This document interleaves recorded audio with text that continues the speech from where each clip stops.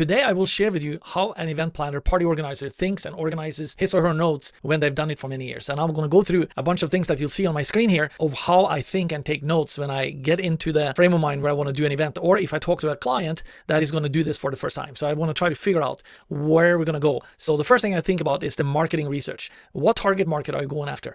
Are they from 21 to 26-year-olds? Are they 30, 35 to 40, 45-year-olds? You want to know what target market you're going after because there's different approaches, and where do you find them? Do you have them already in your network, or do you have somebody that you can partner with that you can do in your network? So those are some of the things I definitely think about. So we will go through, just to kind of go back here a little bit, the marketing research and the target market, the vision and the goals that you have, the questions for that this client might have for you, the party concept and the branding that you're looking to get across, very important, and the venues and the locations that you also want to work with, because a lot of the marketing and the thoughts behind some of these events, you can elevate the experience and the desire to come to your event by working with the venue or the type of venue you find or the theme you're picking. Now, as an event planner, you also want to think about the key dates for the events on your calendar. Are you looking at Halloween? Are you doing that on Halloween night itself? Or do you push it to the next weekend or the weekend before? Do you pick a Saturday or a Friday? What kind of day you decide on there is very important. I've used that to my advantage for years, and most of the other promoters didn't do that. And we were very much unique in that regards because we preempted them. So I'll talk more about that in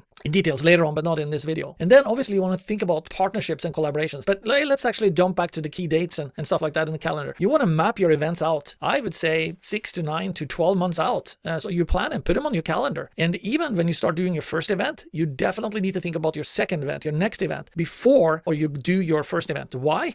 Because your first event is a breeding ground for you to promote your next event. So you can probably understand the importance of that. So now what you also want to think about, who are you partnering with? Because I always advocate when you start out on your first event, somehow you got to partner with somebody or bring in co-host to leverage off of other people's contacts. It's really, really key, and something that you will learn as you go along with me. If you watch more of my videos, you'll learn about that. Then you want to think about sponsors. How do you work with your sponsors? What type of sponsors do you go after? Are you working with sponsors that could help you in your promotion? I always try to do that. So if I had let's say I had a chain of hair salons or a chain of clothing stores that I knew my target market would go to, I would promote like crazy through them. Or let's say I had a limousine company that I could also do in-kind services for. There's no hard cash changing hands. However, I would be able to borrow their limousine that could hold maybe 20 or 25 people, or their cable car on wheels in my pre-promotion, which is a great thing to do because not only do you get to promote it in style with using a limo, but you also get to give back to some of your main movers and shakers that would love to be part of that event that we created around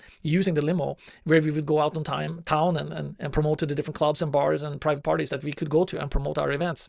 So this is a really key thing. So when it comes to the marketing and promotion, we are also doing extensive marketing where we would print out 50, 60,000 flyers sometimes for the big events. We would do in-person promotions to people. I would go out and network like crazy, and I would be as active as I could in the community and through my friends as well, and talk up the party and get everyone ready for it. We may even, for some of the Halloween parties, thinking about sponsors again, we would maybe partner with a Halloween clothing or costume store and get their exposure through there and put our flyers in their store and tell people about our party. So I mean, all these different things we would do that always added up, and we would mail out a bunch of envelopes to all the people at stores that we couldn't reach in person, but we would also walk the streets on certain areas and go into the stores, give VIP passes to the people behind the counter and make sure that they got the flyers and all of that. So quite a bit of legwork, to be honest with you. And in today's day and age, many people just rely on social media, but that's not good enough alone. So you got to have all kinds of areas covered. Now, obviously you have a team and you have operations that you work with. You have check-in people, you have security, you have the DJs, you have the staff, and we have greeters at the party. We have a door guard in the front that would usually be dressed in a tuxedo. We had a red carpet outside. So you want to create like a persona or signature for your events. And we would even have decals of our party names on the walls and also on the street as well as inside. So the operations are, I can talk about that all day long as well. But one of the most important things that we got to earlier was the promotion and the marketing of the event. If you don't do that right, get the right crowd there and the amount of people to show up, you are dead in your tracks. And that's really one of the things you got to make sure you cover. Finances and ticketing, very important. Back into your numbers, know when you break even, and then it's gravy on top of that. That's the kind of way we looked at it, because there's a lot of people that we moved into action and we knew that we needed to pay for maybe 10 people to check people in, or maybe it's more. And then we have sometimes at the big events 20, 30, 40 security guards, and we had to do walkthrough first at the venue and all of these things. So there's a lot of things that goes through my mind when I start talking with somebody. It's like, okay, how do you want to do this? How do you pick the venue? How do you secure the venue? And you want to make sure that your patrons are coming to a venue that it's safe to park their cars and all of that stuff. don't want to have people being hustled by the local neighborhood if it's not so good, or have their car broken into. They will not come to your party again, trust me. Or that will be something that they will obviously be concerned about. And also, if somebody needs to be walked to the car, you could start looking at things like those things. That puts you in a different category, because you want to be a planner. You want to be a person that looks after your patrons and make sure that you understand them, so that they can be well taken care of, and then they know they're in good hands. They'll keep on showing up again and again, and that's the kind of people you want to have around. So the finance and ticketing is important. You do online sales, you do cash at the door, and you also have your VIP passes and all of that, and you want to make sure that your staff knows about that. So crowd management comes with the territory.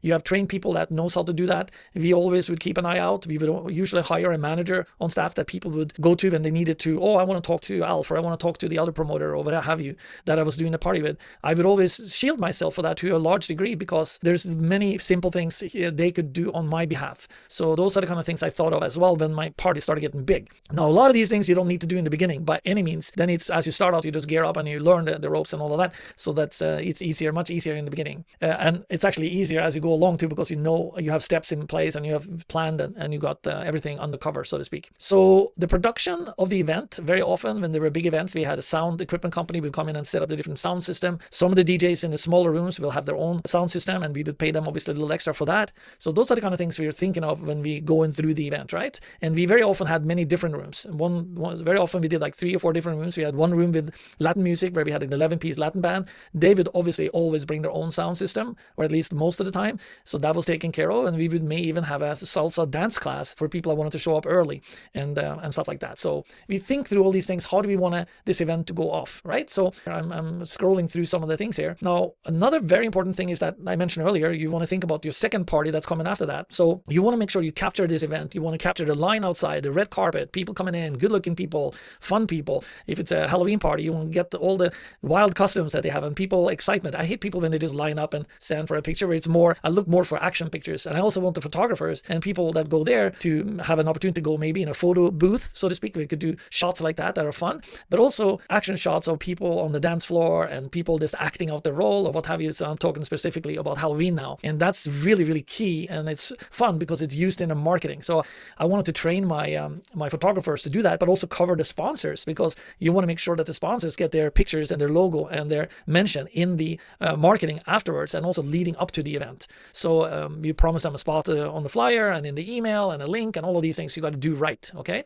So those are the kind of things to think about. So a little bit about that. Then, of course, I didn't talk so much about the post production, but obviously breakdown, paying people, all these things. You want to write checks in advance, as you've agreed upon with the DJ cost and the different staff. You'll have that all lined up. Very often, or sometimes when you work with the staff, they have to get the pay not that night, because they may work shorter or longer depending on exactly how the party pans out. So here we got a little list that I'm scrolling down on the side here now that you can see on my screen, where I talked about each of these different segments. And I'll scroll through it here so you can kind of get a sense, and I may stop and talk a little bit more about it. Because it has to do, a lot of thinking goes into this list. And this list, actually, believe it or not, it's an authentic list that I made after I had a conversation with a person that's interested in getting into this type of business. And I started writing down, what is it that I need to think through for him, what he wants to do.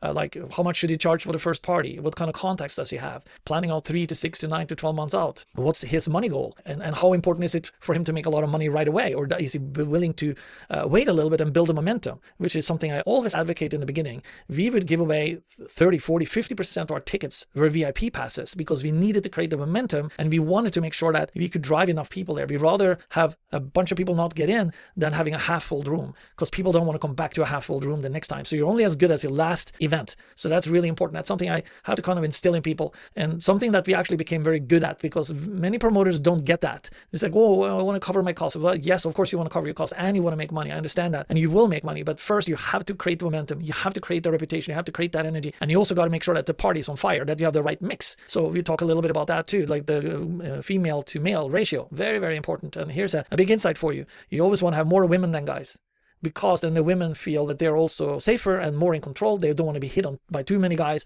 and all of that. So you have to, those are the kind of things that comes with experience. I'm sharing this with you right now. And how do you do that for a big party? That's another good question. Too deep to get into here, but that comes with experience and what you do and how you promote it. So, and you need to know your break-even numbers that I mentioned as well. And I have spreadsheets that I'll share with you as well as we go along. So what's important for this person? What floats his boat? Does he want to have a reputation? Does he want to work with artists? Does he want to work with sponsors? Does he want to take it to another level and create like a solid income stream and do really large extravagant events. Those are different things that you need to kind of figure out. Do you want to do a monthly or a weekly, or do you want to do only the big events a year, the Halloween, the New Year's, the Christmas, the Midsummer's Eve, the Thanksgiving parties? What is it that you're aiming for, and what kind of crowd is it? What is your niche that you're going after? One of the things that we prided ourselves in was to go after the international crowd. That's what really was our ticket, where we had Europeans, we had Persians, we had Latins, we had the Brazilians, and we even partnered with the Russians as well, because in San Francisco where I was, there's all these different cultures, and that's one thing that we did really well. And now in today's day and age, maybe a little different flair of what people are doing, but people want to connect, people want to go out and meet people and have fun. So how do you set up your party for that? Do you have an early part of the party where people can mingle and match in a little bit, like as if for example in a dance class, like salsa class or partner dancing? Or do you have like a mixer where the host brings in one of the sponsors that demo some of the products? Or do you have a company come in and sponsor sushi, which we did sometimes too? So we did all kinds of things, and you'd be surprised at how you can pull people in. You could say, hey, everyone that comes in before 9:30 gets a special little gift packet at the door or something like that. And we always had a cutoff with our VIP tickets. If those weren't used by a certain time, they didn't get in. But we also had some VIP tickets that could always get in. So we do different things for different people, and you learn how to work with that as well. So you see my list go up and down here a little bit. So we're talking about the party concept, the branding, where you have the parties and invitations, how you created with that.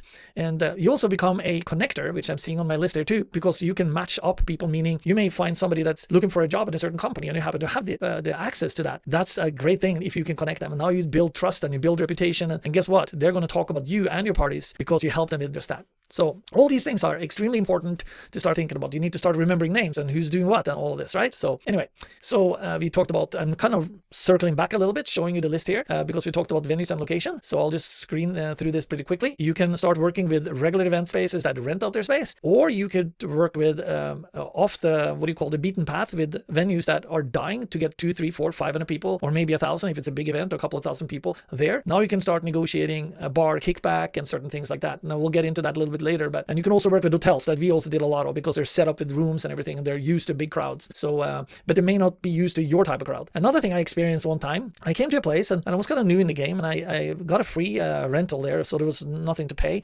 But my God, I got a huge shock. They were charging $9 and $10 for a regular drink, which was a lot of money at that time. The normal price at that time was like $4 or $5, and I got really upset with the owner for doing that. And that's so. But I took it upon my own mistake of not having checked that, because you always want to check on things that could make your customers very unhappy, because immediately they came up and complained to me. So yeah, those are some of the things that you learn that you don't know about until you've been there, done that. So with the venues, you want to make sure it has a good AC, like air condition. The toilets are clean and ample. You can have a coat check there if you need to. What if it rains? Do they have an awning outside? Those are the kind of little things that can make or break your party, because people don't want to stand in line if they're going to be soaking wet. Or for example, have you thought about getting a sponsor to provide 20, 30, 40, 50 umbrellas that we can borrow from them, or maybe even want to give to them? Those are the kind of things you want to think of in advance. Or do you set up a little area where you can get them under the roof, or can you get them inside the building and still process checking them in there? Those are the kind of things that comes with experience, and that's why you got people like me that's been through the ringer. I'm just going through a fraction of what I deal with normally, and but I want you to see some of it just to kind of give you an idea how it is being in the event planning industry, because you got to be prepared for all kinds of things.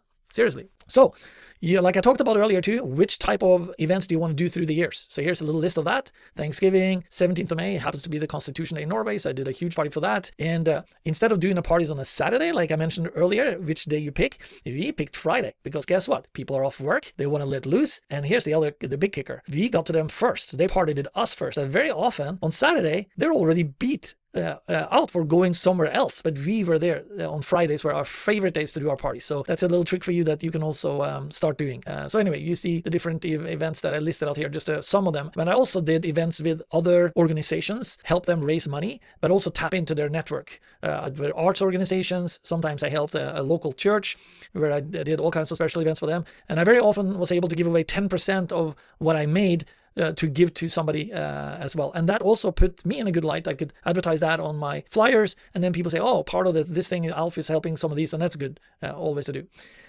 Partnerships and collaboration, very important as well. Doing that with the right people that you can trust.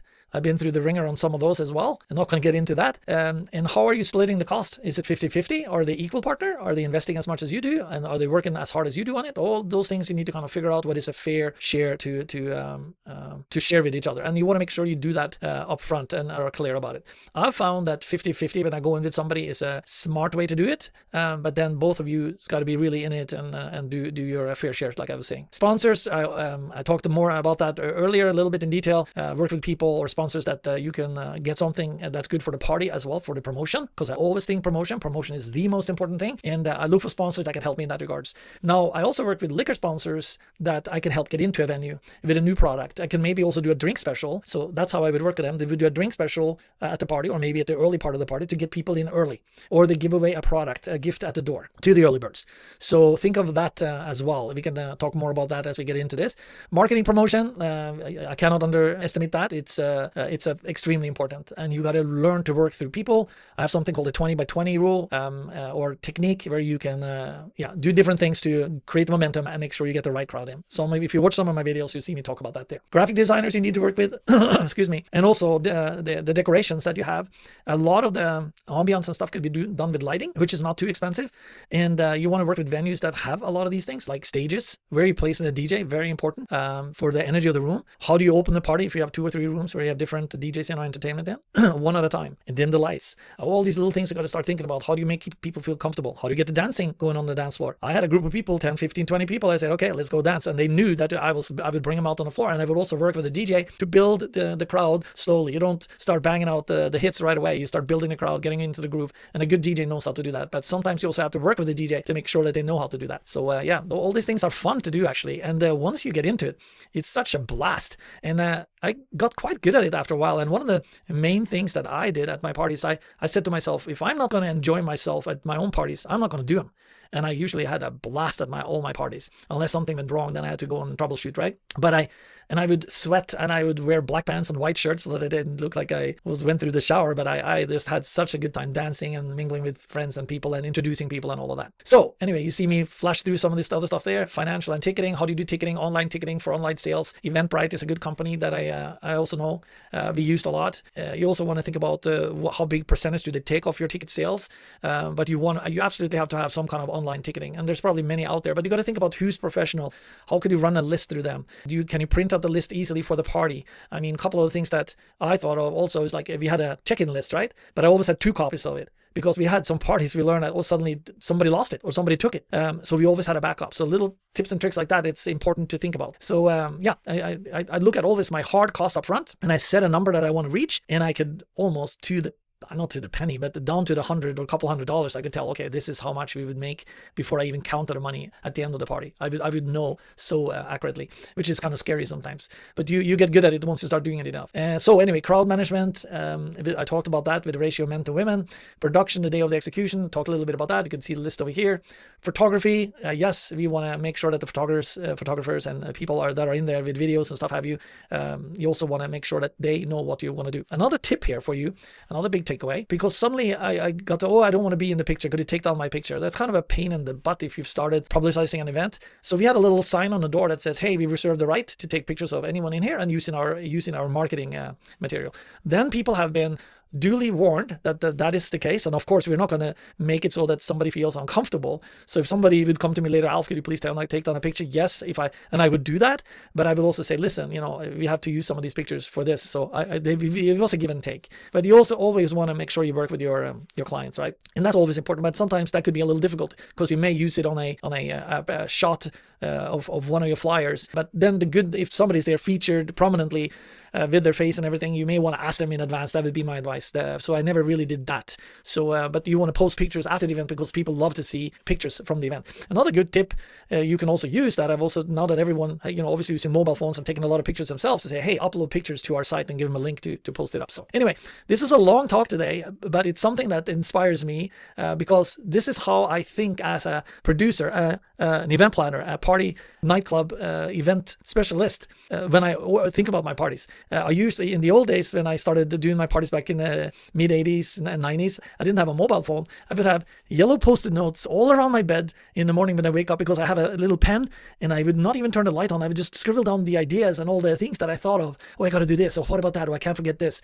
So those are the kind of the old days that I have. And actually right now in my shower, because I get a lot of ideas too, I have a little pen and paper that could be written on, even if it's wet, so the paper doesn't get destroyed. But I wrote down an idea there yesterday that actually just reminded myself I got to go and look at that idea. So that's something that I remembered. So you always want to have little tools when you start remembering things. And even on my phone, I have something called Brain Toss that I can press a button, it records an audio, and it automatically sends me an email with that audio recording, because I'll be in my car or out walking or exercising. That's when I get my ideas, and then I write them down in the big list that I did here now. And so hopefully some of this was of help to you, and you got more questions or anything like that, by all means, do not comment, just subscribe. Okay, so everybody says the same thing, right? So I'm saying, okay, do something different. How about like telling somebody else about this page or my video? Okay, so hopefully you learned something, and I'll see you on the other side. And here's my famous high five. See ya. Bye.